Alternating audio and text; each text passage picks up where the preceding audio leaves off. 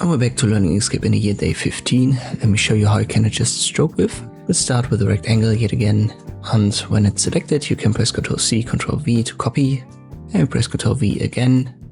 We need 3 elements in total.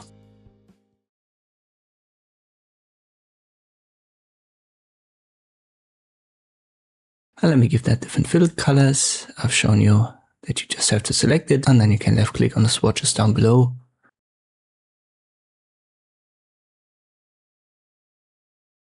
So we're good here for the Russian flag, but on top we can't really see it because we have a white canvas. So it would be good to create kind of like a frame. To do that, I'll simply create another rectangle, but I believe I haven't covered the top one.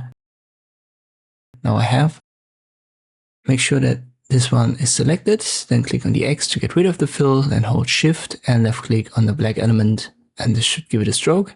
Select it and make it a bit bigger to the side. But you can also see the stroke is a little bit too thick. So how can we make it thinner? We have to select it and get back to Object, Fill and Stroke. So the menu that I've talked about in the last couple of videos, but we're not under Fill anymore. Under Stroke Paint, you can adjust the color of the stroke. We'll stick to black. And right next to it is the stroke style. Let me set it to pixels.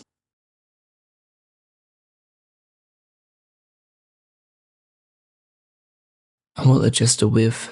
2 is too low. Let me go to 5. And you can see how that works. So to adjust it, stroke paint is for the color, and stroke style, there you'll find the stroke width, the stroke weight, and you can easily adjust that here.